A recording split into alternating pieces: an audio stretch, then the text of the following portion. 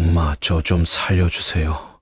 그 말이 끝나기 무섭게 아들의 몸이 젖은 솜처럼 제 눈앞에서 무너져 내렸습니다. 쿵! 세상 모든 소리가 멎고 제 심장이 바닥으로 떨어지는 소리만 들렸습니다. 쓰러진 아들을 끌어안자 축축한 피 냄새가 진동을 했습니다. 그 순간 저는 아무 소리도 낼 수 없었습니다. 살려달라. 내 아들이 내 세상의 전부인 저 아이가 지금 살려달라고 했습니다. 머릿속이 차갑게 식어내리고 심장이 얼어붙는 것 같았습니다. 뜨거운 눈물 대신 차가운 분노가 제 온몸을 지배하기 시작했습니다. 저는 쓰러진 아들의 귀에 대고 속삭였습니다. 괜찮아. 아들, 이 어미가 너를 이렇게 만든 대가가 무엇인지 온 세상에 똑똑히 보여줄 테니. 그날의 그 분노가 내 남은 인생 전부를 송두리째 흔들어 놓을 줄은 그땐 정말 꿈에도 몰랐습니다. 사연 시작 전에 무료로 할 수 있는 구독과 좋아요를 눌러주시면 제게 큰 힘이 됩니다. 그 끔찍한 밤이 오기 불과 몇 시간 전, 제 하루는 여느 때와 똑같이 시작되었습니다. 새벽 4시, 알람이 울리기도 전에 몸이 먼저 압니다. 어둠이 채 가시지 않은 주방에 불을 켜고 가장 먼저 가스불 위로 커다란 솥을 올립니다. 사골과 잡뼈가 뽀얗게 우러나는 냄새가 제 작은 식당을 채우기 시작하면 그제야 저는 살아있다는 것을 느낍니다. 화영식당. 제가 20해 넘게 지켜온 삶의 터전이자 제 아들 민준이를 홀로 키워낸 전장과도 같은 곳입니다. 간판의 붉은 글씨는 빛이 바래고 나무 문은 칠이 벗겨져 낡고 초라하기 짝이 없지만 저는 이곳이 부끄럽지 않았습니다. 정직한 땀으로 끓여낸 국밥 한 그릇, 그 온기로 제 아들을 굶기지 않았고 남 부럽지 않게 가르쳤으니까요. 그날도 저는 정성껏 무채를 썰고 깍두기를 버무리며 하루 장사를 준비했습니다. 창밖으로 어둠이 서서히 걷히고 출근길 손님들이 하나둘 가게 문을 열고 들어왔습니다. 사장님, 여기 국밥 하나요. 뜨끈하게. 정겨운 목소리들에 잠시 시름을 잊고 밥이 움직였습니다. 뜨거운 뚝배기를 나르고 부족한 반찬을 채워주며 웃어 보였습니다. 손님들은 제 국밥이 진국이라며 이 동네에서 이만한 집이 없다며 칭찬을 아끼지 않았습니다. 그럴 때마다 저는 그저 인자하게 웃어 보일 뿐입니다. 하지만 점심 장사가 끝나고 텅 빈 가게에 홀로 앉아 있을 때면 어김없이 가슴 한구석에 찬바람이 불어왔습니다. 벽에 걸린 낡은 흑백 사진 속 제 무릎에 앉아 환하게 웃고 있는 어린 민준이, 사진 속 아들의 얼굴 위로 헬쑥하고 그늘진 지금 아들의 얼굴이 겹쳐졌습니다. 그 무서운 병이 제 아들의 몸에 뿌리를 내렸다는 걸 알게 된 지 벌써 1년이 다 되어갑니다. 하늘이 무너지고 땅이 꺼지는 기분이었습니다. 차라리 나를 데려가지 왜 내 아들이냐고 원망도 많이 했습니다. 하지만 더 가슴 아팠던 건 아들이 아픈 몸을 이끌고 눈칫밥을 먹고 있다는 사실이었습니다. 건설사를 운영하는 부잣집으로 장가를 간 것이 아들에게는 복이 아니라 족쇄가 되어버렸습니다. 사돈댁 사람들은 아들의 병을 알게 된 후부터 노골적으로 아들을 없는 사람 취급했습니다. 병수발할 팔자도 아니고 돈만 축내는 병자를 집에 들여서 뭐해? 어쩌다 반찬이라도 해다 주러 간 날 문틈으로 들려온 사부인의 그 악스러운 목소리를 저는 평생 잊지 못할 겁니다. 그날 이후로 저는 아들 집에 찾아가는 발길을 끊었습니다. 어미가 찾아갈수록 아들이 겪어야 할 서름이 더 커질까 두려웠기 때문입니다. 그때였습니다. 주머니 속 낡은 전화기가 애처롭게 울렸습니다. 화면에 뜬 내 아들이라는 세 글자에 심장이 쿵 내려앉았습니다. 아들. 저는 최대한 아무렇지 않은 척 밝은 목소리로 전화를 받았습니다. 엄마, 잘 지내시죠? 전화기 너머로 들려오는 아들의 목소리는 평소보다 더 기운이 없었습니다. 목소리는 잠겨 있고 숨소리마저 거칠었습니다. 애써 괜찮은 척하는 아들의 목소리에 어미의 속은 새까맣게 타들어갔습니다. 그럼 엄마야 잘 지내지. 우리 아들이나 잘 챙겨야지. 밥은 먹었고? 오늘은 병원 가는 날 아니었어? 아, 네. 밥은 먹었어요. 병원도 잘 다녀왔고요. 의사 선생님이 괜찮다고. 말끝을 흐리는 아들의 목소리 뒤로 날카로운 여자의 목소리가 희미하게 들려왔습니다. 아직도 통화 안 끝났어? 지 어미랑 무슨 할 말이 그렇게 많아? 며느리 백수진의 목소리였습니다. 그 소리에 아들이 화들짝 놀라는 기색이 전화기 너머로도 고스란히 전해졌습니다. 아, 엄마. 저 바쁜 일이 있어서 이만 끊어야 할 것 같아요. 걱정 마세요.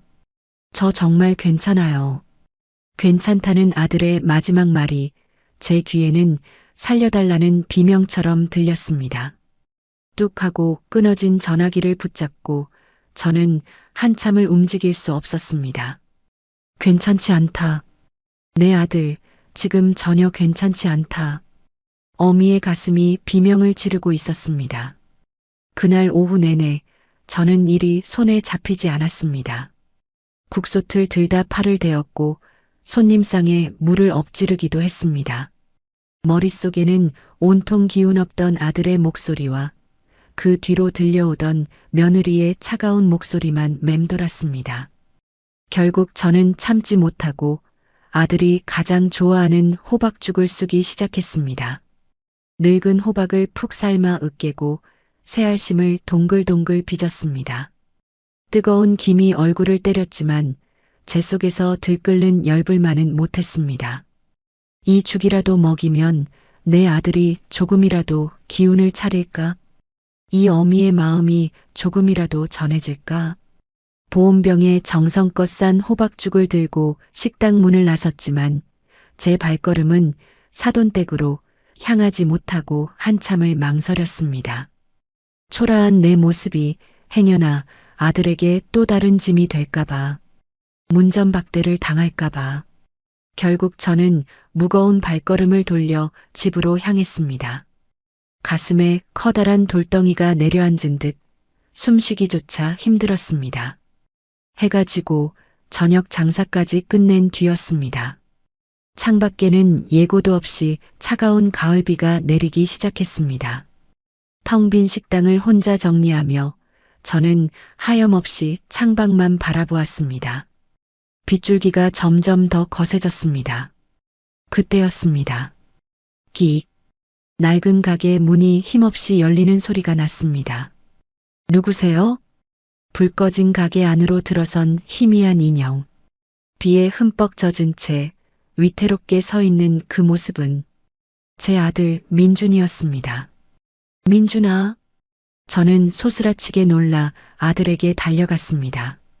하지만 가까이 다가갈수록 제 심장은 그대로 멈춰버리는 것 같았습니다. 아들의 모습은 정상이 아니었습니다. 입술은 터져 있었고 셔츠는 군데군데 찢어져 흙탕물과 붉은 피로 얼룩져 있었습니다. 다리를 심하게 절고 있었고 텅 빈 눈은 초점을 잃은 채 저를 향하고 있었습니다. 아들, 이게 무슨 일이야? 제 말에 대답할 기력도 없는지 아들은 그저 저를 향해 힘겹게 한 걸음 다가왔습니다. 그리고 제 바로 앞에서 모든 힘을 잃은 듯 무너지려 했습니다. 저는 필사적으로 아들을 부축했습니다. 아들의 몸은 얼음장처럼 차가웠고 가쁜 숨을 몰아쉴 때마다 피비린내가 훅 끼쳐왔습니다. 엄마, 저 좀 살려주세요. 그것이 그 밤 아들이 제게 한 첫마디이자 마지막 말이었습니다.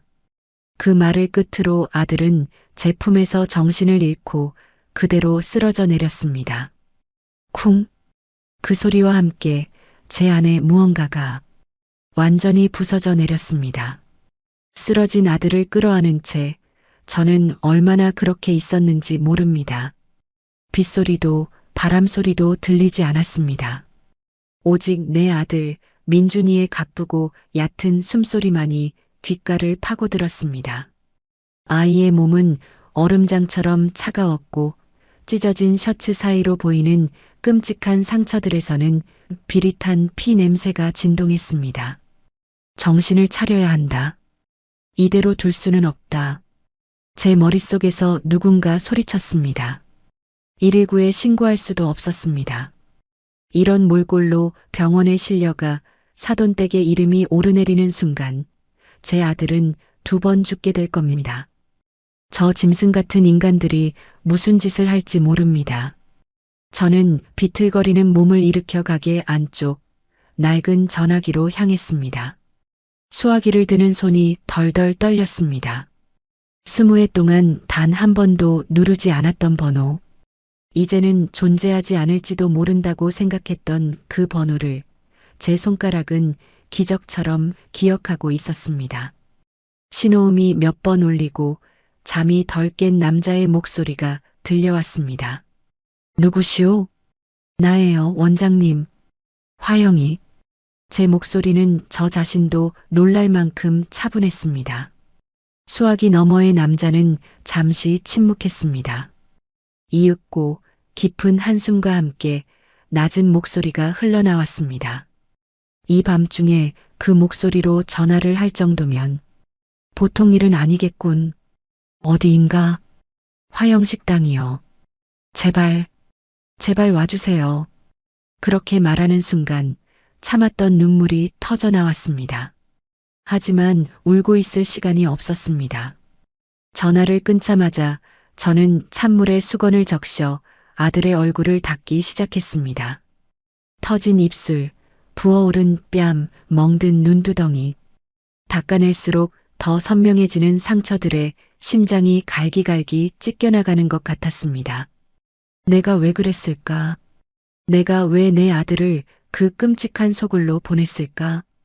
돈이 전부가 아니라고, 사람이 먼저라고 가르쳤던 나였습니다.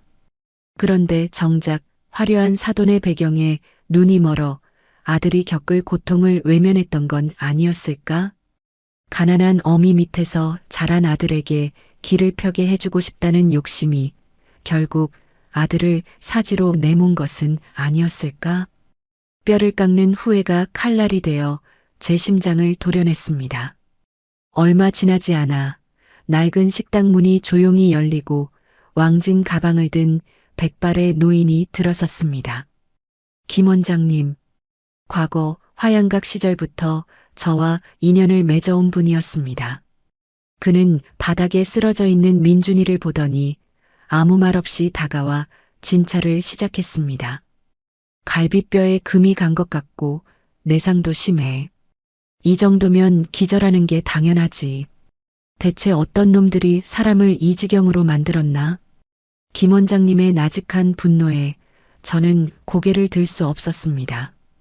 그는 익숙한 손놀림으로 민준이에게 응급처치를 하고 진통제와 수액을 놓았습니다. 주사바늘이 아들의 핏줄을 찾아 들어가는 모습을 보며 저는 입술을 깨물었습니다. 일단 며칠은 절대 안정이 필요해. 큰 병원으로 옮기는 건 정신을 차린 뒤에 결정해야겠어. 김 원장님은 약 봉투 몇 개를 내려놓으며 말했습니다. 화영아, 내가 20해 전에 이곳에 식당을 차리면서 나한테 뭐라고 했는지 기억하나? 다시는 옛날처럼 살지 않겠다고, 그저 평범한 엄마로 살다가 죽고 싶다고 했어. 그런데 이게 평범한 엄마가 겪을 일은 아니지 않나? 그의 말에 저는 아무 대답도 할 수 없었습니다. 그저 고개만 숙일 뿐이었습니다. 김 원장님은 더는 묻지 않고 조용히 식당을 떠났습니다. 가게 안 작은 방에 아들을 눕히고 저는 밤새 곁을 지켰습니다. 식은 땀을 흘리는 아들의 이마를 닦아주고 가쁜 숨을 몰아쉴 때마다 가슴을 쓸어내렸습니다. 창밖에 빗줄기는 새벽이 되어서야 겨우 잦아들었습니다. 아들이 정신을 차린 것은 다음 날 해가 중천에 떴을 무렵이었습니다. 희미하게 눈을 뜬 아들은 저를 발견하고는 다시 눈을 감아버렸습니다. 민준아, 정신이 들어? 아들은 대답 대신 마른 입술을 달싹였습니다. 엄마, 미안해요.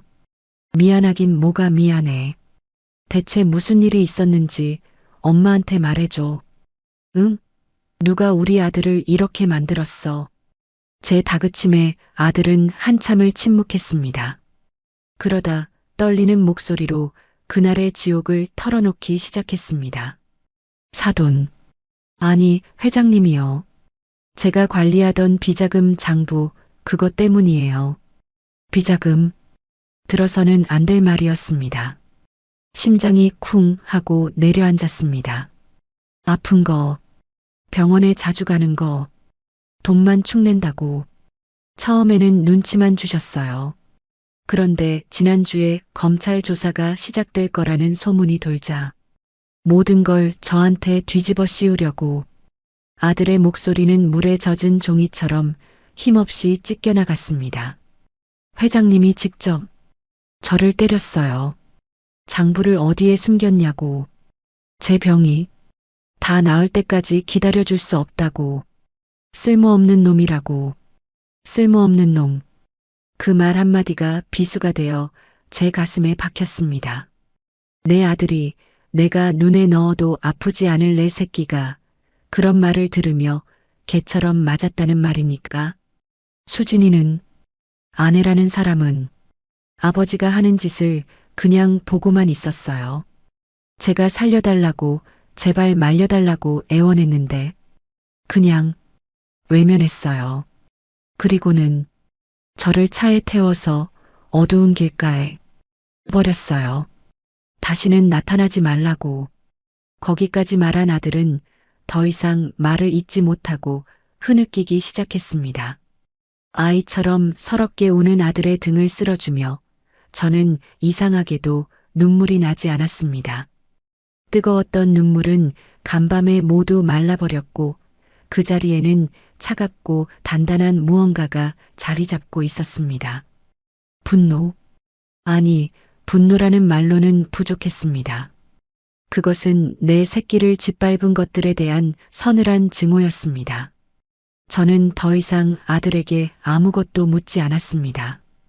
그저 아이가 지쳐 잠들 때까지 묵묵히 등을 토닥여 주었습니다. 아들이 다시 잠든 것을 확인한 뒤 저는 자리에서 일어났습니다. 제 발걸음은 조금의 망설임도 없이 방 안쪽 구석에 놓인 낡은 자개장으로 향했습니다.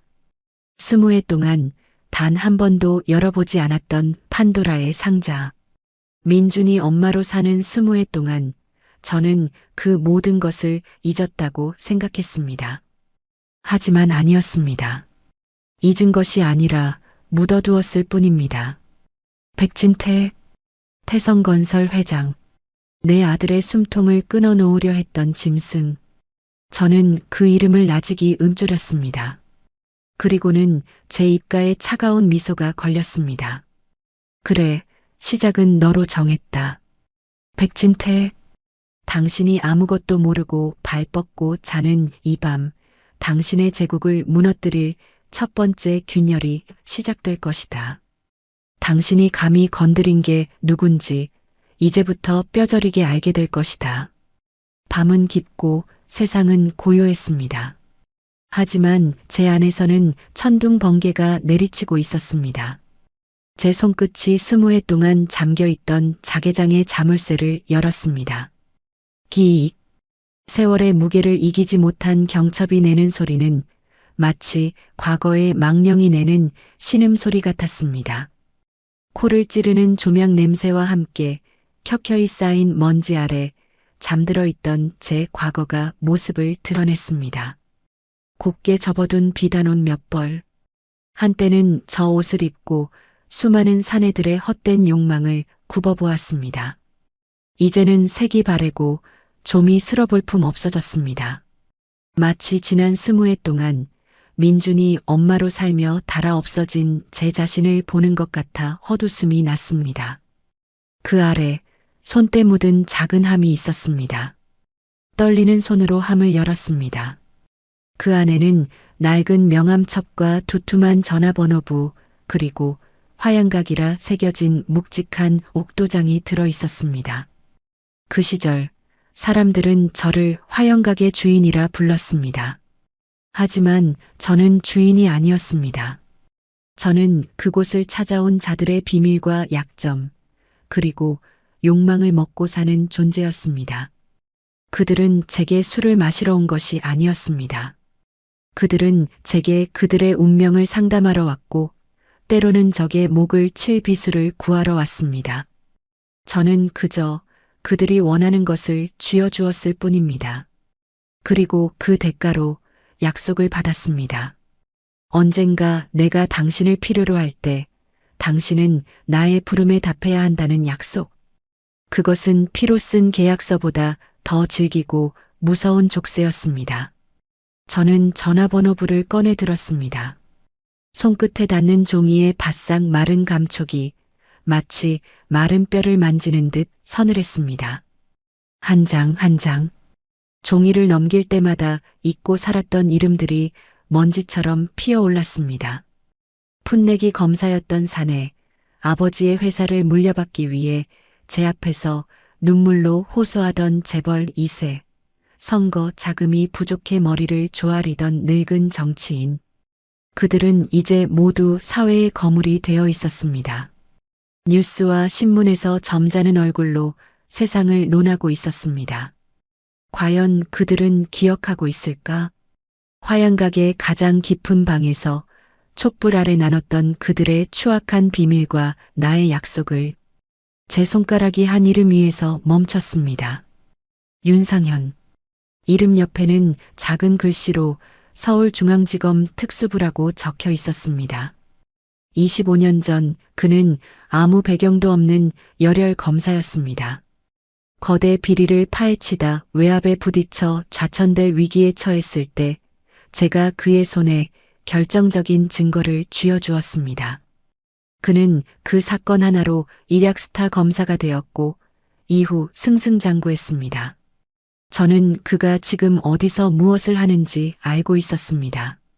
그는 대한민국 모든 기업이 가장 두려워하는 자리, 국세청 조사국의 국장 자리에 앉아 있었습니다. 백진태, 당신의 돈줄을 움켜쥔 오만한 제국. 그 제국의 심장으로 들어갈 첫 번째 칼은 바로 세금이라는 이름의 칼이어야 했습니다. 저는 낡은 가게 전화기 앞으로 걸어갔습니다. 수화기를 드는 손에는 조금의 떨림도 없었습니다. 번호판을 누르는 손가락은 차갑고 정확했습니다. 길고 긴 신호음이 이어졌습니다. 한 번, 두 번, 제 심장은 뛰지 않았습니다. 오히려 얼음처럼 차갑게 식어가고 있었습니다. 여보세요. 수화기 너머로 중후하고 권위 있는 남자의 목소리가 들려왔습니다. 20해의 세월이 흘렀지만 잊을 수 없는 목소리였습니다. 저는 잠시 숨을 골랐습니다. 그리고 제 인생에서 가장 차가운 목소리로 입을 열었습니다. 저 화양각의 이화영입니다. 수화기 너머에서 숨을 들이켜는 소리가 선명하게 들렸습니다. 잠시 무거운 침묵이 흘렀습니다. 정적을 깬 것은 그였습니다. 그의 목소리는 아까와는 비교도 할 수 없을 만큼 낮고 긴장으로 가득 차 있었습니다. 누님, 정말 누님이십니까? 누님이라는 한마디, 그것으로 충분했습니다. 그는 잊지 않고 있었습니다. 네, 접니다. 윤 국장, 아직 옛 약조를 기억하시는지요? 제 목소리에는 질문이 아니었습니다. 그것은 확인이었고 명령이었습니다. 기억하고 말고요. 제 목숨을 빚진 것이나 다름없는데 어찌 있겠습니까? 말씀하십시오. 제가 무엇을 하면 되겠습니까? 역시 영리한 사내였습니다. 구차한 변명도 어설픈 질문도 없었습니다. 그는 제가 20회 만에 전화를 건 이유를 정확히 알고 있었습니다. 저는 창밖의 어둠을 바라보며 나직이 말했습니다. 태성건설, 회장은 백진태, 그 인간이 제 아들을 물었습니다. 제 말은 거기까지였습니다. 더 이상의 설명은 필요 없었습니다. 제 아들을 물었다는 그 한마디에 제 모든 분노와 슬픔, 그리고 복수의 이유가 담겨 있었으니까요. 수화기 너머에서 그가 마른 침을 삼키는 소리가 들렸습니다. 알겠습니다, 누님.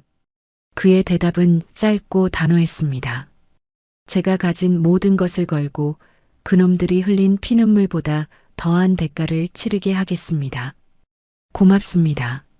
전화를 끊고 수화기를 내려놓았습니다. 제 손은 여전히 차가웠습니다. 복수의 첫 번째 화살은 그렇게 시위를 떠났습니다. 저는 조용히 아들이 누워있는 방으로 들어갔습니다. 새근새근 고른 숨소리를 내며 잠든 아들의 얼굴은 평온해 보였습니다. 저는 젖은 수건으로 아들의 이마에 맺힌 식은땀을 닦아주었습니다. 방금 전 한 기업의 명운을 뒤흔들 명령을 내린 사람이라고는 믿을 수 없을 만큼 저는 그저 평범한 어머니의 모습이었습니다. 하지만 저는 알고 있었습니다. 제 아내 민준이 엄마는 어젯밤 아들의 피와 함께 죽었습니다. 지금 아들의 곁을 지키고 있는 것은 지옥에서 돌아온 악귀, 화양각의 이화영이라는 것을 부엌으로가 차갑게 식은 죽을 데웠습니다. 아들이 깨어나면 먹여야 합니다. 내일 아침 신문과 뉴스에서는 한 기업에 불어닥칠 거대한 태풍을 예고하겠지만 저는 이곳에서 묵묵히 제 아들을 위한 죽을 끓일 것입니다. 이것이 제 복수의 방식입니다. 가장 뜨거운 모정의 얼굴을 하고 가장 차가운 비수를 적의 심장에 꽂아 넣는 것. 창밖을 보았습니다. 동이 트려면 아직 멀었습니다. 하지만 저는 알고 있었습니다. 제가 잠재웠던 밤의 세계는 이미 깨어나 움직이기 시작했다는 것을. 백진태, 당신이 이룬 모든 것들이 모래성처럼 무너져 내리는 소리를 당신은 곧 듣게 될 겁니다. 내 아들이 흘린 피눈물의 대가가 얼마나 끔찍한 것인지 온몸으로 깨닫게 될 겁니다. 밤의 장막이 걷히고 새벽의 푸른빛이 창틈으로 스며들었습니다. 제가 전화를 건 그 밤이 지나고 새로운 아침이 밝았습니다. 세상은 어제와 조금도 달라진 것이 없었습니다. 여전히 새벽 시장의 소란스러움은 정겨웠고 신문을 배달하는 오토바이 소리는 경쾌했습니다. 하지만 저는 알고 있었습니다. 오늘 세상의 어딘가에서는 거대한 균열이 시작될 것이라는 것을. 가게 문을 열고 장사를 준비하는 제 손길은 평소와 다름없이 익숙하고 분주했습니다. 어젯밤 제 안에서 깨어난 악귀는 다시 깊은 곳으로 몸을 숨겼고 저는 다시 화영식당의 평범한 주인으로 돌아와 있었습니다. 하지만 그것은 완벽한 위장이었습니다. 육수를 끓이는 제 눈은 가스불의 푸른빛을 보고 있었지만 제 머릿속은 온통 다른 그림을 그리고 있었습니다. 아마 지금쯤 윤상현 국장은 밤새 준비한 서류 뭉치를 들고 결제를 받고 있겠지. 수십 명의 조사관들이 목적지를 알지 못한 채 그의 명령을 기다리고 있을 것이다. 그리고 그들의 최종 목적지는 단 하나. 백진태의 심장, 태성건설일 것이다. 사장님, 오늘따라 얼굴이 더 좋아 보이시네. 무슨 좋은 일이라도 있으슈? 아침 첫 손님으로 들어온 단골 택시 기사 아저씨가 너스레를 떨었습니다. 저는 그저 희미하게 웃으며 뜨끈한 국밥 한 그릇을 내어드렸습니다. 좋은 일이랄 게 뭐 있겠어요. 그저 하던 대로 사는 거죠. 제 대답에 아저씨는 김이 모락모락 나는 깍두기를 한 입 베어 물며 고개를 끄덕였습니다. 가게 안작은 방에서는 아직 아들이 잠들어 있었습니다. 밤새 끙끙 앓던 아들은 새벽녘이 되어서야 겨우 깊은 잠에 빠져들었습니다. 곤히 잠든 아들의 얼굴을 보고 있자니 어젯밤 제 안에서 들끓던 지독한 분노가 다시금 고개를 들었습니다. 백진태, 당신은 지금쯤 무엇을 하고 있을까? 최고급 호텔에서 조찬을 즐기며 당신이 가진 돈과 권력으로 세상을 조롱하고 있겠지. 당신의 그 오만한 아침 식사가 마지막 만찬이 될 것이라는 사실은 꿈에도 모른 채 오전 장사가 파하고 가게가 한산해질 무렵이었습니다. 저는 가게 한쪽에 놓인 낡은 텔레비전을 켰습니다. 정오 뉴스가 시작되고 있었습니다. 저는 소리를 줄인 채 묵묵히 저녁 장사에 쓸 깍두기를 담그기 시작했습니다. 서걱, 서걱. 단단한 무가 칼질 한 번에 네모 반듯하게 잘려나가는 소리가 제 심장 소리처럼 규칙적으로 울렸습니다. 앵커의 점잖은 목소리가 여러 소식을 전하고 있었습니다. 정치, 사회, 그리고 경제 뉴스. 제 눈은 텔레비전 화면에 고정되어 있었지만 제 손은 단 한 번의 멈춤도 없이 물을 썰고 있었습니다. 그리고 마침내 속보입니다. 대한민국 굴지의 건설사인 태성건설 본사에 오늘 오전 국세청 특별조사팀이 전격 투입되어 고강도 세무조사에 착수했습니다. 나왔구나. 저는 잠시 칼질을 멈췄습니다. 화면에는 수십 명의 검은 양복 사내들이 국세청이라고 쓰인 파란 상자를 들고 태성건설 로비로 들어가는 장면이 반복해서 나오고 있었습니다. 놀란 직원들의 얼굴, 다급하게 어딘가로 전화를 거는 임원들의 모습이 파노라마처럼 스쳐 지나갔습니다. 국세청은 태성건설이 거액의 비자금을 조성하고 법인세를 탈루한 혐의를 포착한 것으로 알려졌습니다. 이번 세무조사는 이례적으로 강도 높게 진행될 것으로 보여 재계에 미칠 파장이 클 것으로 예상됩니다. 저는 썰어놓은 물을 커다란 양푼에 쏟아부었습니다. 그리고 고춧가루와 멸치 액젓, 다진 마늘과 생강을 아낌없이 쏟아 넣었습니다. 제 눈에는 화면 속 아수라장이 된 태성건설의 모습이 마치 잘 버무려진 김치처럼 보였습니다. 붉고 처절하게 가게 안에서 국밥을 먹던 몇몇 손님들이 혀를 차며 수군거렸습니다. 저 양반들 기어이 터질 게 터졌구먼. 그동안 얼마나 해먹었겠어. 그러게 말이야. 없는 사람들 피 빨아서 저렇게 배를 채웠으니 벌 받아야지. 저는 아무 말 없이 손님들의 국그릇에 뜨거운 육수를 더 부어주었습니다. 벌을 받아야지. 당신들 말이 맞다. 이제부터 시작일 뿐이다. 그때 방 안에서 아들이 저를 부르는 소리가 들렸습니다. 엄마. 저는 텔레비전을 끄고 방으로 들어갔습니다. 아들은 어느새 잠에서 깨어 불안한 눈으로 저를 보고 있었습니다. 텔레비전 소리를 들은 모양이었습니다. 엄마, 방금 뉴스? 태성건설. 아무것도 아니야. 우리랑 상관없는 일이야. 저는 애써 태연하게 말하며 아들의 이마를 짚었습니다. 열은 조금 내린 것 같았습니다. 아니에요, 엄마. 저 사람들, 보통 사람들이 아니에요. 분명 우리를 찾아올 거예요. 여기 있으면 위험해요. 피해야 해요, 엄마. 아들은 공포에 질려 제 손을 붙잡았습니다. 제 아들은 아직도 저들을 두려워하고 있었습니다. 그깟 돈과 힘이 뭐라고 내 아들을 이토록 겁에 질리게 만들었단 말인가. 가슴 속에서 다시 한번 뜨거운 불길이 치솟았습니다.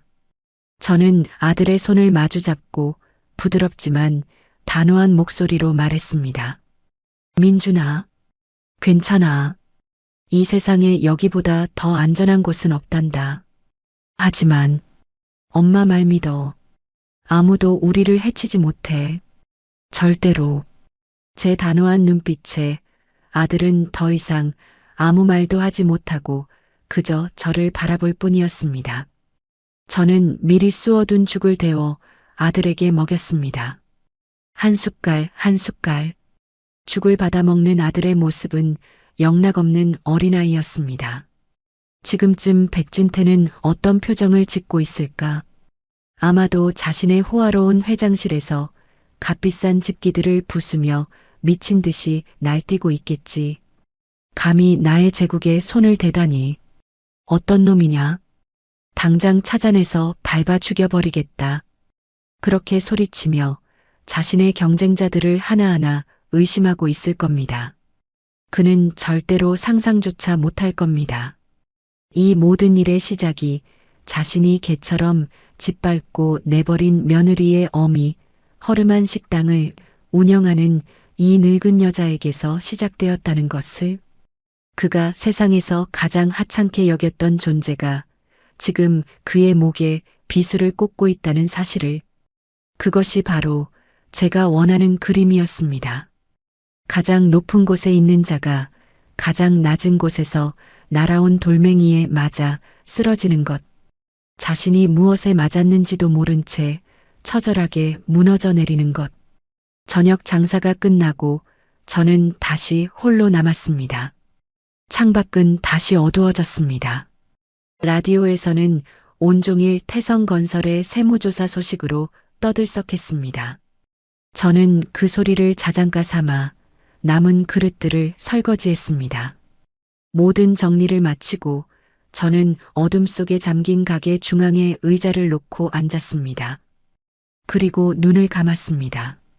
오늘의 소라는 그저 전체 요리에 불과합니다. 진짜 메인 요리는 아직 시작도 하지 않았습니다. 백진태, 세금은 그저 시작일 뿐이야. 진짜 고통은 당신의 돈줄이 마를 때부터 시작될 테니, 당신이 그토록 사랑하는 돈이 당신의 숨통을 어떻게 조여오는지 내가 똑똑히 보여주마. 저는 자리에서 일어나 다시 낡은 자개장 앞으로 걸어갔습니다. 그리고 전화번호부의 다음 장을 펼쳤습니다. 제 입가에 다시 그 차가운 미소가 걸렸습니다. 며칠의 시간이 흘렀습니다. 그 며칠 동안 세상은 온통 태성건설 이야기로 떠들썩했습니다.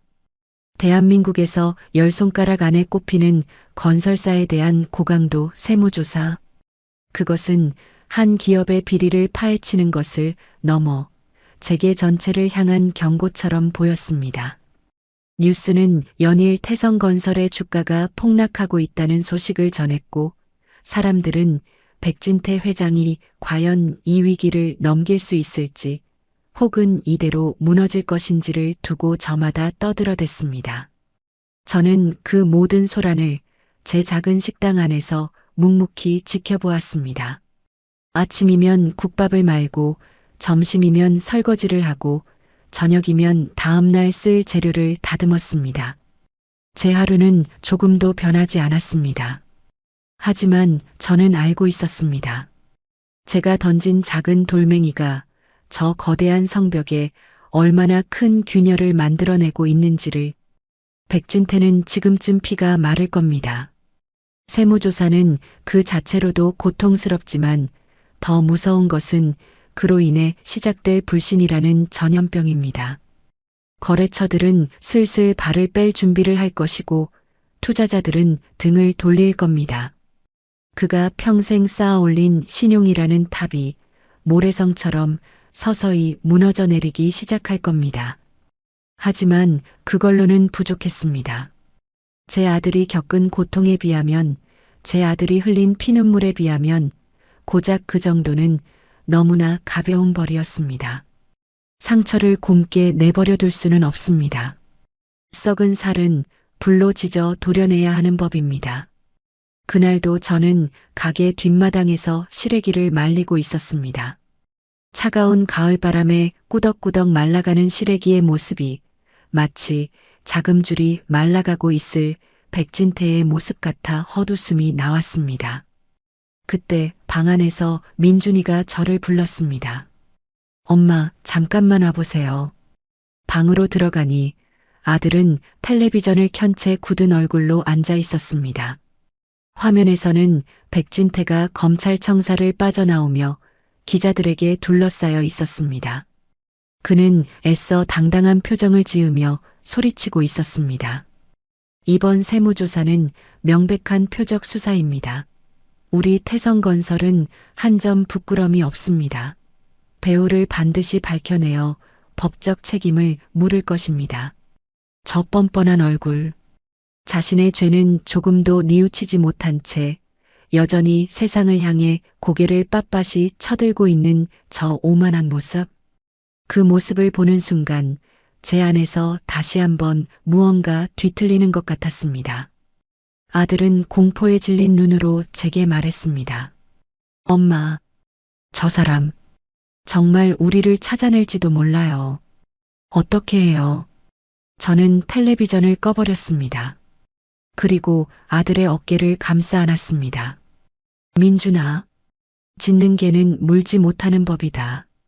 정말 힘 있는 사람은 저렇게 소리치지 않아. 조용히 상대의 목을 물어뜯지. 제 말에 아들은 더 불안한 눈빛이 되었습니다. 저는 아들의 상처에 약을 발라주고 새 붕대를 감아주었습니다. 붕대 아래로 보이는 검붉은 멍 자국은 제 분노에 계속해서 기름을 들이붓고 있었습니다. 괜찮다, 아들. 아무 걱정 말고 몸조리나 잘하거라. 이 어미가 다 알아서 할 것이다. 그날 밤 모두가 잠든 시간, 저는 다시 낡은 자개장 앞으로 갔습니다. 그리고 전화번호부의 다음 장을 펼쳤습니다. 제 손가락이 멈춘 곳에는 붓글씨로 쓰인 단정한 이름이 있었습니다. 김영수. 그리고 그 옆에는 한국은행장이라는 직함이 적혀 있었습니다. 20년 전 그는 재무부에 젊고 야심만만한 사무관이었습니다. 외환 위기로 나라 전체가 휘청일 때 그는 잘못된 정보 하나로 옷을 벗을 위기에 처해 있었습니다. 그때 제가 그의 손에 진짜 정보를 쥐어주었습니다. 다른 기업들이 줄도산할 때 그가 담당했던 기업들만은 살아남았고 그는 그 공로를 인정받아 승승장구했습니다. 그는 제게 빚을 졌습니다. 그의 명예와 그의 경력 전부를. 저는 공중전화 부스로 걸어갔습니다. 제 식당의 전화는 이미 그들의 감시망에 들어와 있을지도 모릅니다. 차가운 동전을 넣고 익숙하게 번호를 눌렀습니다. 한밤중에 호출. 그는 제가 누구인지 그리고 왜 전화를 걸었는지 단번에 알아차릴 겁니다. 네, 김영수입니다. 수화기 너머로 들려오는 목소리는 세월의 무게만큼이나 묵직해져 있었습니다. 나 이화영이요, 김 행장. 짧은 침묵. 그는 숨소리 하나 내지 않았습니다. 그 침묵 속에서 저는 20해의 세월과 그가 짊어진 빚의 무게를 동시에 느꼈습니다.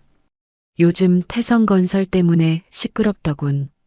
거기 주거래 은행이 한국은행이라고 들었는데. 맞소? 저는 그저 사실을 확인했을 뿐입니다.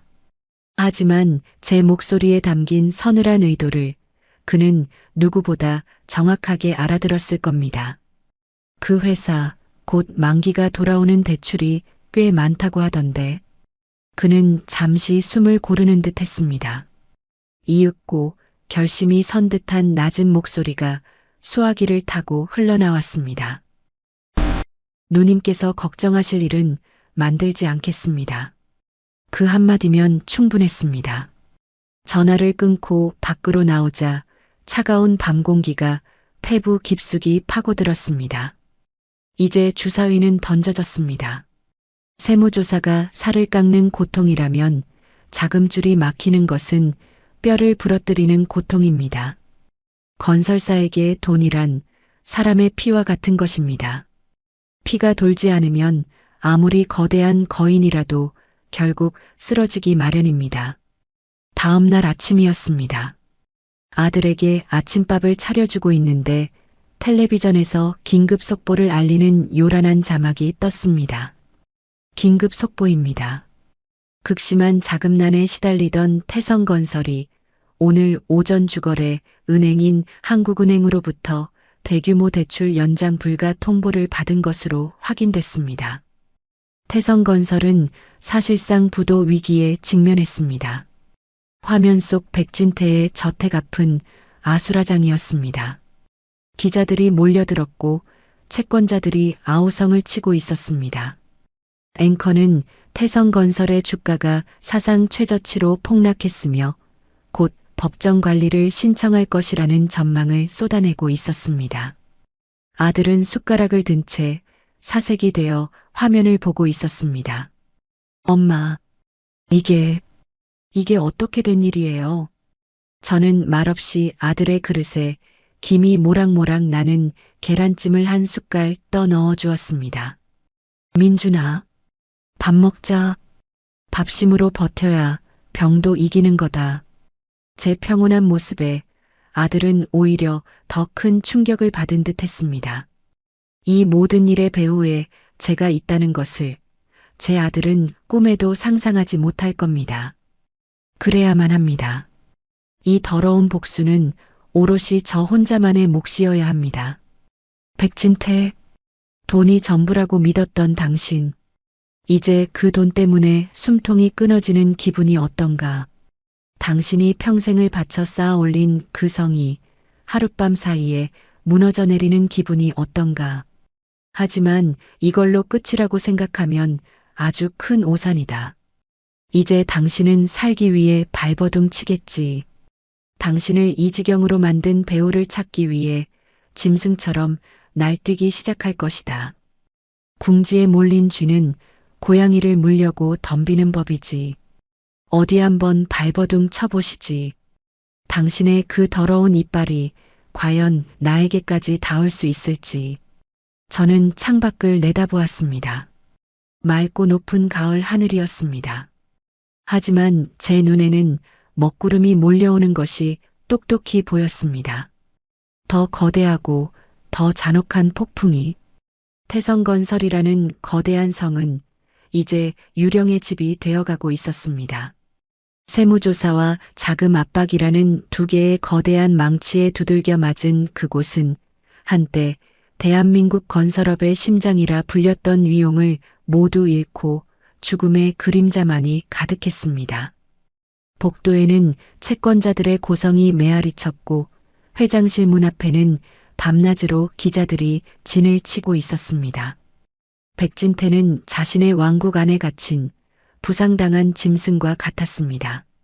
그는 미친 듯이 소리를 지르며 자신을 배신한 자들의 이름을 하나하나 열거했다고 합니다. 평생을 믿어왔던 정치인들, 형님 동생 하던 은행장들, 심지어는 경쟁사 회장들에게까지 전화를 걸어 욕설과 저주를 퍼부었습니다. 하지만 돌아오는 것은 차가운 침묵뿐이었습니다. 그가 쌓아 올린 인맥이라는 것은 모래 위에 지은 성보다도 허무하게 무너져 내리고 있었습니다. 저는 그 모든 광경을 제 작은 식당 안에서 낡은 라디오를 통해 전해 들었습니다. 마치 강 건너 불구경하듯 제 마음에는 어떠한 동요도 없었습니다. 오히려 저는 아직 그에게 마지막 숨을 쉴 힘이 남아있다는 사실이 불만스러웠습니다. 사람은 돈을 잃었을 때 절망합니다. 하지만 진짜 지옥은 자신의 마지막 희망마저 재가 되어 사라지는 것을 목격할 때 시작되는 법입니다. 백진태에게도 그런 것이 남아 있었습니다. 그가 가진 모든 것을 잃더라도 이것만 성공하면 재기할 수 있다고 믿는 마지막 동아줄. 바로 강남 노른자 땅의 재개발 사업이었습니다. 그는 그 사업의 인허가를 따내기 위해 지난 10년간 온갖 로비와 편법을 동원했습니다. 그것은 그의 야망의 결정체이자 태성건설의 미래 그 자체였습니다. 그날 오후 저는 아들과 함께 마당에 앉아 볕을 쬐고 있었습니다. 아들의 얼굴은 아직 헬쑥했지만 그래도 처음 집에 왔을 때보다는 혈색이 많이 돌아와 있었습니다. 며칠 만에 처음으로 아들이 제게 먼저 말을 걸었습니다. 엄마, 수진이는 어떻게 됐을까요? 아내는 자신을 버린 여자의 안부를 묻고 있었습니다. 제 속에서는 다시 한번 천불이 일었지만 저는 애써 아무렇지 않은 척 대답했습니다. 글쎄다. 제 아비가 저 지경인데 발 뻗고 잠이나 제대로 자겠니? 그래도 부부였는데 전화 한 통 없네요. 아들의 목소리에 섞인 씁쓸함이 제 심장을 찔렀습니다. 백진태뿐만이 아니었습니다. 그들의 편에 서서 내 아들의 가슴에 대못을 박은 그 여자 백수진. 그 아이에게도 자신이 저지른 짓의 대가를 반드시 치르게 해야 했습니다. 제 복수의 목록에 또 하나의 이름이 선명하게 새겨졌습니다. 바로 그날 밤이었습니다. 저는 다시 한번 어둠을 틈타 공중전화 부스로 향했습니다. 이번에 제 손가락이 누른 번호는 화양각 시절 가장 말이 없고 가장 청렴결백했던 한 사내의 것이었습니다. 그는 부정한 것을 병적으로 싫어했지만 불의를 바로잡기 위해서라면 악마와도 기꺼이 손을 잡을 인물이었습니다. 그리고 저는 그의 유일한 악마였습니다. 지금 그는 서울시의 모든 개발 사업을 총괄하는 도시계획국의 가장 높은 자리에 앉아 있었습니다. 접니다. 제 목소리를 듣자마자 그는 단번에 알아차렸습니다. 무슨 일이십니까? 청담동 재개발 건 태성건설이 맡았지요? 알고 계셨습니까? 그 땅 원래 용도가 무엇이었는지 기억하십니까? 아이들을 위한 공원이 들어서기로 했던 땅입니다. 백진태가 그걸 어떻게 손에 넣었는지 당신도 나도 잘 알고 있지요. 제 말에 그는 한참 동안 말이 없었습니다. 원칙대로 하십시오. 당신이 평생 지켜온 그 신념대로 더러운 돈으로 시작된 사업은 그 끝도 더러워야 마땅하지 않겠습니까? 전화를 끊었습니다. 이번에도 역시 긴 설명은 필요 없었습니다. 그는 제가 무엇을 원하는지 그리고 자신이 무엇을 해야 하는지 정확히 알았을 겁니다. 그리고 이틀 뒤 백진태에게 마지막 사형 선고가 내려졌습니다. 서울시는 오늘 논란이 되어온 청담동 재개발 사업의 인허가를 전면 취소한다고 밝혔습니다. 사업 선정 과정에서 발견된 중대한 절차적 하자를 이유로 그 뉴스가 나오던 순간 저는 마침 가게 대청소를 하고 있었습니다. 묵은 때를 닦아내는 락스 냄새가 독하게 코를 찔렀지만 이상하게도 기분은 상쾌했습니다. 이제 정말 모든 더러운 것들을 깨끗이 쓸어버릴 시간이 온 것입니다. 그날 이후 백진태는 완전히 이성을 잃었다고 합니다. 그는 자신의 사무실에 틀어박혀 밤낮으로 술을 마시며 무언가에 홀린 사람처럼 중얼거렸다고 합니다. 이건 단순한 공격이 아니야. 누군가 나를 죽이려고 작정한 거야. 하지만 대체 누구지? 내가 아는 모든 놈들은 아니었어.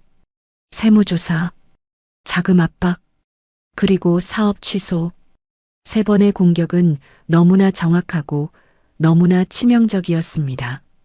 마치 자신의 모든 약점을 훤히 꿰뚫고 있는 사람의 소행처럼. 그렇게 며칠을 폐인처럼 지내던 그는 어느 날 새벽 문득 핏발선 눈으로 허공을 응시했다고 합니다. 그리고 미친 사람처럼 웃기 시작했습니다. 그랬구나. 시기. 모든 것의 시작은 그때였어. 그의 머릿속에 흩어져 있던 퍼즐 조각들이 마침내 하나의 끔찍한 그림으로 맞춰지기 시작했습니다. 국세청이 들이닥친 날, 은행이 등을 돌린 날, 재개발이 취소된 날, 그 모든 날들이 한 시점을 기준으로 시작되고 있었습니다. 바로 자신의 사위였던 강민준을 개처럼 두들겨 패서 내쫓은 바로 그날 이후부터 그는 비틀거리며 일어나 자신의 비서에게 전화를 걸었습니다. 그의 목소리는 귀신이라도 본 사람처럼 공포에 질려 떨리고 있었습니다. 당장 알아봐. 네, 회장님 무엇을 말입니까? 강민준, 그놈 어미, 국밥집 하는 그 여자가 지금 어디서 뭘 하는지, 태어나서 지금까지 누구를 만나고 무슨 짓을 하고 살았는지 뼛속까지 다 파내서 나한테 보고해. 지금 당장. 그는 소리를 지르며 전화를 끊었습니다. 그럴 리가 없어. 미친 생각이야. 고작 식당 아줌마 따위가 감히 나를 상대로 이런 짓을 벌일 수는 없어. 그의 이성은 그렇게 소리치고 있었지만 그의 본능은 이미 알고 있었습니다. 자신이 간과했던 단 한 사람, 자신이 세상에서 가장 하찮게 여겼던 바로 그 존재가 이 모든 지옥의 배우라는 것을, 그의 불안과 공포가 마침내 정확한 관역을 향하기 시작한 것입니다. 저는 그날 밤 잠든 아들의 곁에 앉아 낡은 흑백 사진첩을 넘겨보고 있었습니다. 사진 속에는 화양각 시절 젊고 화려했던 제 모습이 담겨 있었습니다. 짙은 화장, 화려한 비단옷. 하지만 웃고 있는 사진은 단 한 장도 없었습니다. 그때나 지금이나 저는 웃는 법을 잊은 사람이었습니다. 똑똑. 누군가 조용히 식당 문을 두드렸습니다. 아들이 깰까봐 저는 조용히 일어나 문을 열었습니다. 문 밖에는 낯익은 얼굴의 사내가 고개를 숙인 채 서 있었습니다. 그는 과거 화양각의 허드렛 일을 도맡아 하던 제 사람이었습니다. 마님, 분부하신 대로 쥐새끼가 움직이기 시작했습니다. 백진태가 마님의 뒷조사를 시작했습니다. 드디어 올 것이 왔구나. 저는 희미하게 미소 지었습니다. 20해 만에 처음으로 제 입가에 진짜 미소가 걸렸습니다. 수고했다. 이제부터 더 바빠질 게다. 그들이 무엇을 알아내는지, 무엇을 꾸미는지 그림자처럼 따라붙어라. 그리고 너무 쉽게 알게 하지는 마라. 공포는 무지로부터 오는 법이니. 사내는 말없이 고개를 숙이고 어둠 속으로 사라졌습니다. 저는 하늘을 올려다보았습니다.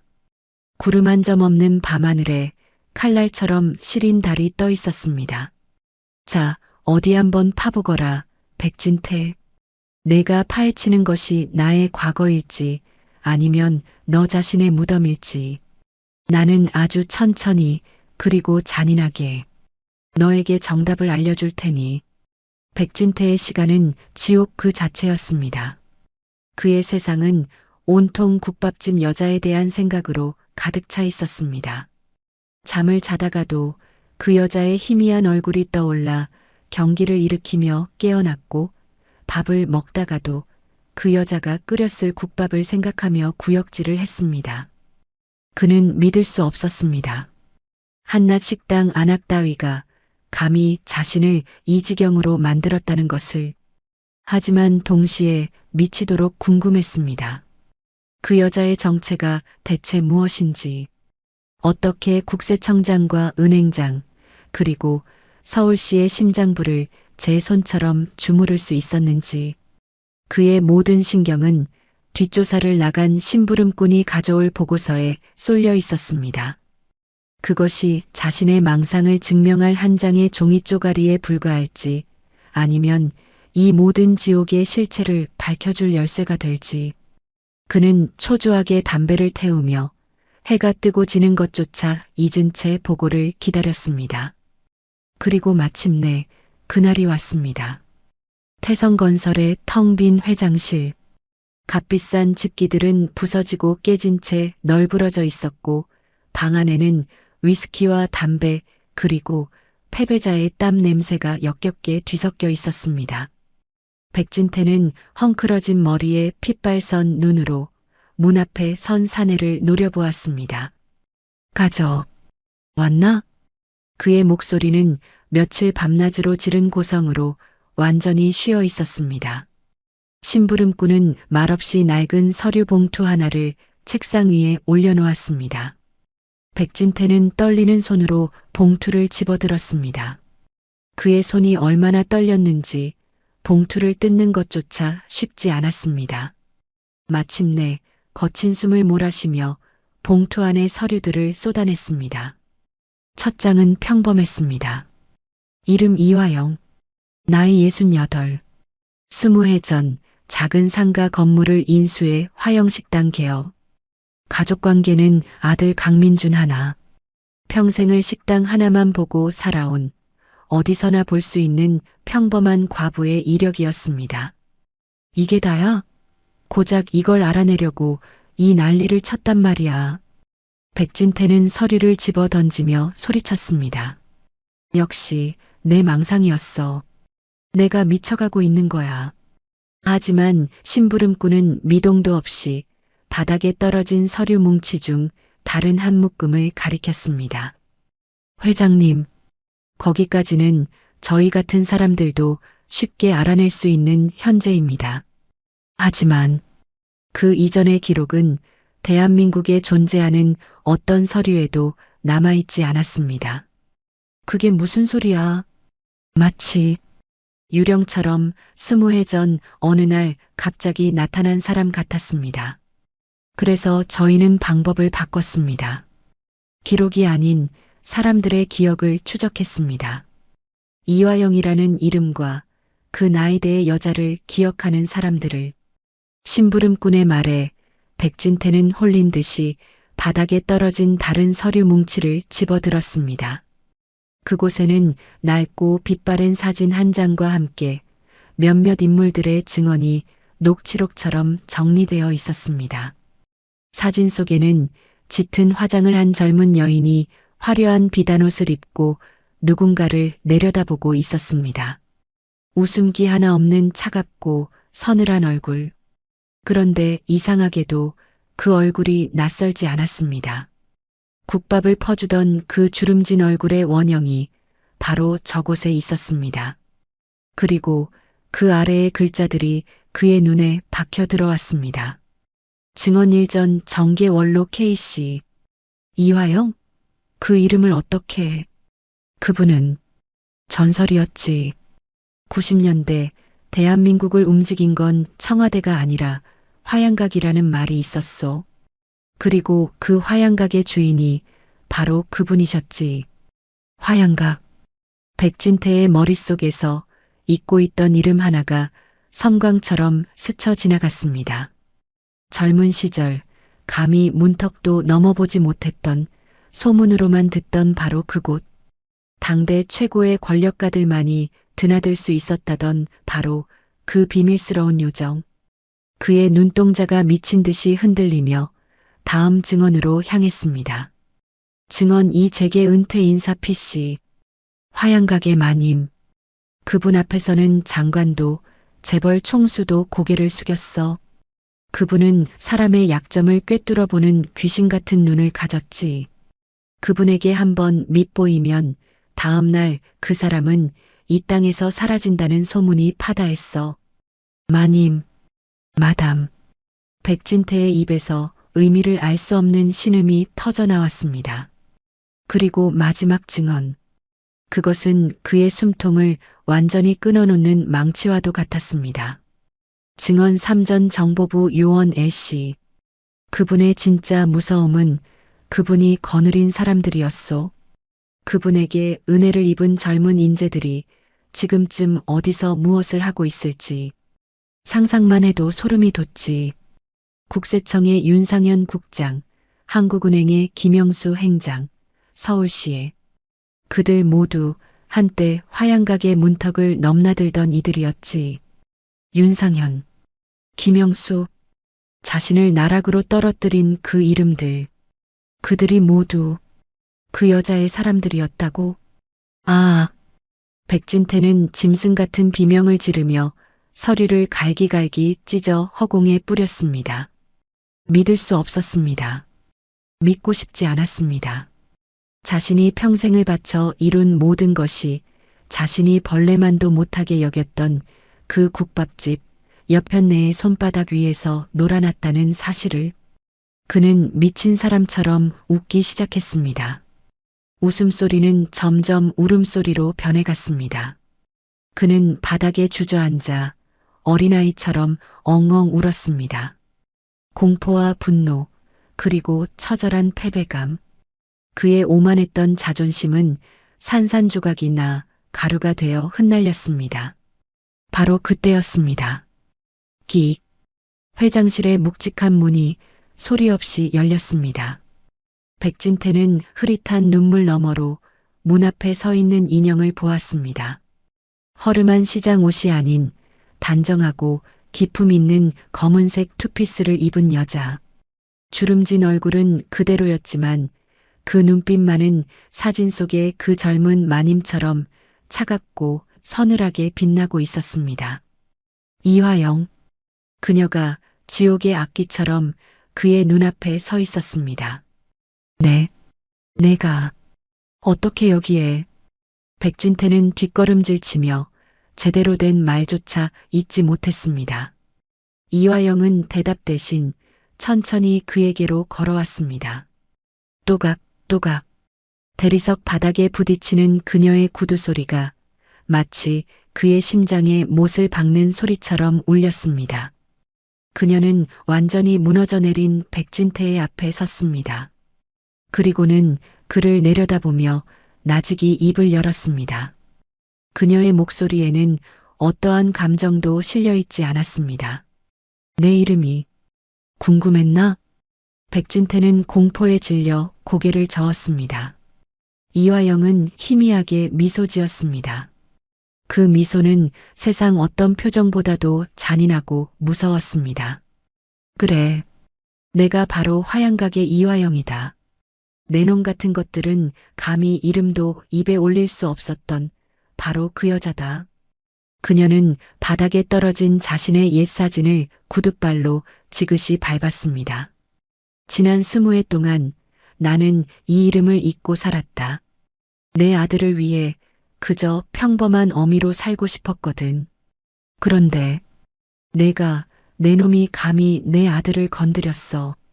그녀의 목소리가 칼날처럼 날카로워졌습니다. 국세청, 은행, 재개발. 내가 보낸 선물은 마음에 들었나? 백진태는 이제 숨조차 제대로 쉴 수 없었습니다.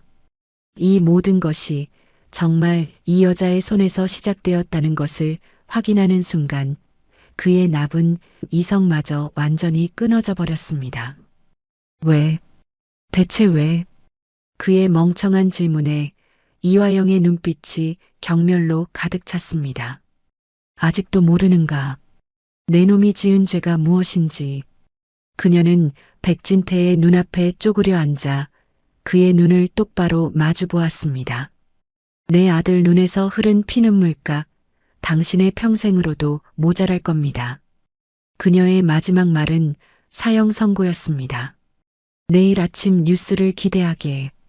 내가 당신에게 주는 마지막 선물이 될 테니 당신이 평생을 쌓아 올린 그 이름 석자가 이 대한민국 땅에서 어떻게 더럽혀지고 어떻게 지워지는지 똑똑히 지켜보게 될 게야.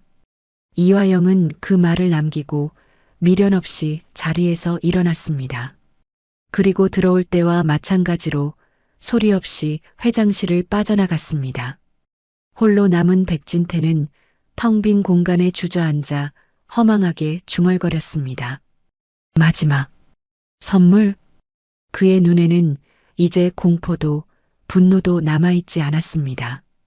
그저 모든 것을 잃어버린 자의 텅 빈 절망만이 가득할 뿐이었습니다. 그의 제국은 이미 끝났습니다. 그날 밤 백진태는 잠들지 못했습니다. 그는 칠흑 같은 어둠 속에서 이화영이 남기고 간 마지막 말, 마지막 선물이라는 단어를 미친 사람처럼 되뇌었습니다. 그에게 남은 마지막 공포는 자신의 목에 드리워진 칼날이 언제, 어떤 방식으로 떨어질지 알 수 없다는 것이었습니다.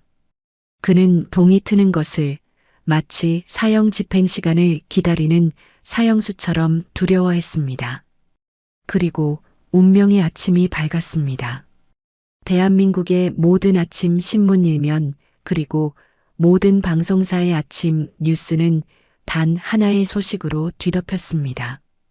그것은 제가 보낸 마지막 선물이었습니다. 단독 태성건설 백진태 회장, 아들 사위 폭행 및 비자금 횡령 혐의, 충격적 녹취 파일 공개. 화면 속에는 만신창이가 된 채 저를 찾아왔던 그날 밤 아들의 모습이 모자이크 처리되어 나오고 있었습니다. 그리고 그 뒤로 제 아들이 떨리는 목소리로 모든 진실을 고백하는 음성이 배경처럼 깔렸습니다. 회장님이 직접 저를 때렸어요. 장부를 어디 숨겼냐고. 쓸모없는 놈이라고. 그것은 제가 아들이 정신을 잃고 알아누워 있을 때 혹시 모를 상황에 대비해 녹음해 두었던 파일이었습니다. 하지만 그것은 시작에 불과했습니다. 곧이어 태성건설의 비밀 장부가 페이지마다 적나라하게 공개되기 시작했습니다. 그들이 지난 10년간 어떻게 비자금을 조성하고 누구에게 검은 돈을 상납했는지 그 모든 추악한 역사가 만천하에 드러났습니다. 그리고 마지막 결정타. 며느리 백수진이 피를 흘리며 살려달라고 애원하는 제 아들을 외면하고 비오는 길거리에 버리라고 지시하는 목소리가 담긴 차량 블랙박스 음성 파일까지 공개되었습니다. 시끄러워. 저 쓸모없는 인간 당장 차에서 끌어내. 다시는 우리 눈앞에 나타나지 못하게 아무도 없는 곳에 버려. 이 모든 자료는 화양각 시절 제게 가장 큰 신세를 졌던 언론사 사주의 손에 의해 단 하룻밤 만에 대한민국 모든 언론사에 뿌려졌습니다. 그는 제게 말했습니다. 누님, 펜으로 사람을 죽이는 법을 보여드리겠습니다. 그리고 그는 자신의 약속을 지켰습니다. 여론은 들끓었습니다. 천하에 파렴치한 인면수심의 악마. 온갖 저주와 비난이 백진태 일가를 향해 쏟아졌습니다. 그들이 평생을 바쳐 쌓아 올린 사회적 명예와 체면은 단 몇 시간 만에 잿더미가 되어 사라졌습니다. 그 시각 저는 제 작은 식당에서 아침 햇살을 받으며 육수를 끓이고 있었습니다. 가게 안 낡은 라디오에서는 흥겨운 트로트 가락이 흘러나오고 있었습니다. 저는 그 어떤 뉴스도 신문도 보지 않았습니다. 볼 필요가 없었습니다. 모든 것은 제가 그린 그림대로 흘러가고 있을 테니까요. 아들은 어느새 기력을 많이 회복해 저를 도와가게 청소를 하고 있었습니다. 녀석은 아직 세상이 어떻게 뒤집혔는지 아무것도 모르는 듯 했습니다. 그저 자신의 몸이 나아지고 있다는 사실에 기뻐할 뿐이었습니다. 엄마, 이제 저 무거운 것도 들 수 있어요. 설거지도 제가 다 할게요. 됐다, 이놈아. 환자는 얌전히 앉아서 밥이나 먹는 게 돕는 거야. 저는 핀잔을 주면서도 입가에 번지는 미소를 숨길 수가 없었습니다. 아들의 헬쑥했던 뺨에 다시 살이 오르고 있었습니다. 그것이면 되었습니다. 저에게는 그것 하나면 충분했습니다. 점심 장사가 시작될 무렵 식당 문이 조용히 열리고 김 원장님이 들어왔습니다. 그는 신문 하나를 들고 있었습니다. 세상이 아주 발칵 뒤집혔더군. 자네 정말 무서운 사람이야. 그는 혀를 내두르며 신문 일면을 제게 보여주었습니다. 거기에는 검찰에 긴급 체포되어 수갑을 찬 채 고개를 숙이고 있는 백진태와 그의 옆에서 넋이 나간 표정으로 끌려가는 며느리 백수진의 사진이 대문짝만하게 실려 있었습니다. 저는 아무 말 없이 그 사진을 가만히 내려다보았습니다. 속이 시원했냐고요? 아니요. 이상하게도 제 마음은 그저 텅 비어 있는 것 같았습니다. 마치 큰일을 치르고 난 뒤의 허무함처럼. 복수가 끝난 자리에 남은 것은 통쾌함이 아니라 깊이를 알 수 없는 슬픔과 허망함이었습니다. 이제 정말 다 끝난 건가? 김 원장님의 물음에 저는 고개를 끄덕였습니다. 네, 다 끝났습니다. 저의 복수는, 저의 전쟁은 이제 끝이 났습니다. 그날 저녁 저는 아들과 함께 마주 앉아 저녁을 먹었습니다. 아들은 텔레비전을 보고 나서야 모든 사실을 알게 된 듯 충격받은 얼굴로 저를 바라보았습니다. 엄마, 이 모든 게 어떻게? 저는 말없이 아들의 밥그릇 위에 잘 구운 생선살을 한 점 올려주었습니다. 민준아, 세상에는 우리가 알지 못하는 인연이라는 게 있단다. 엄마가 젊었을 때 아주 좋은 분들에게 도움을 좀 받았나 보지.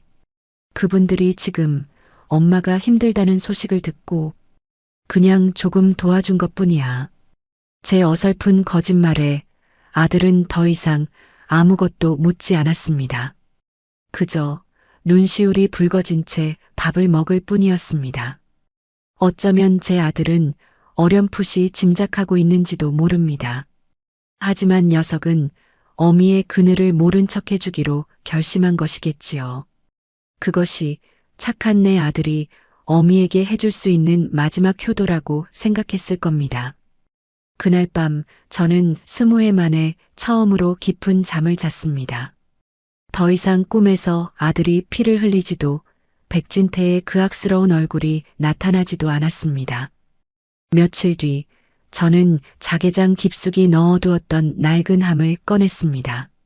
그리고 그 안에 있던 명함첩과 전화번호부, 그리고 화양가게 옥도장을 가게 뒤뜰 아궁이에 던져 넣었습니다.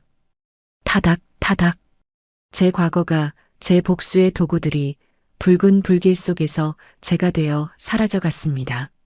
화려했지만 고독했고 강했지만 슬펐던 이화영이라는 이름이 그렇게 마지막 숨을 거두었습니다.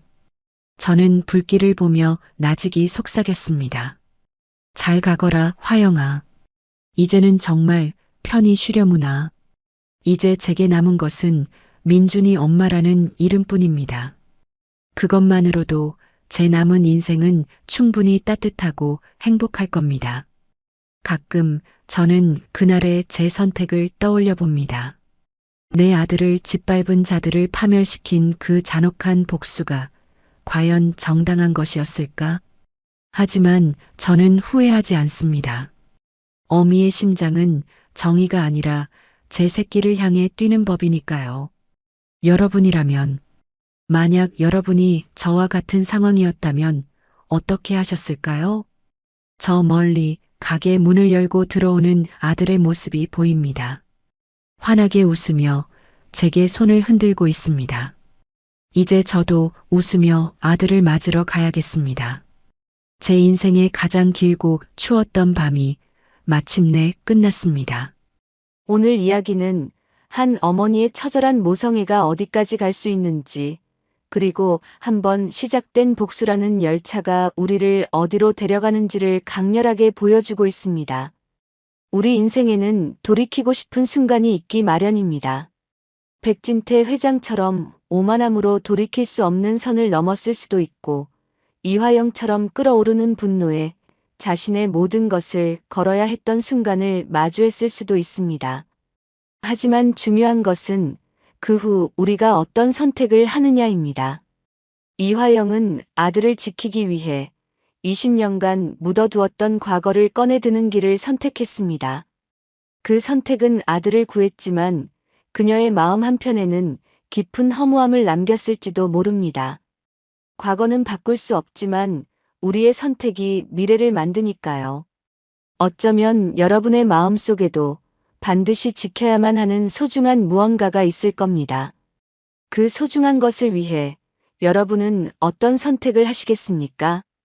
오늘 이 이야기가 여러분의 마음에 강렬한 카타르시스와 함께 깊은 생각의 시간을 선물했기를 바랍니다. 앞으로도 여러분의 마음을 울리는 다양한 이야기로 찾아뵙겠습니다. 여러분의 하루가 따뜻한 위로로 가득하길 바랍니다. 채널 구독과 좋아요도 잊지 말고 부탁드립니다.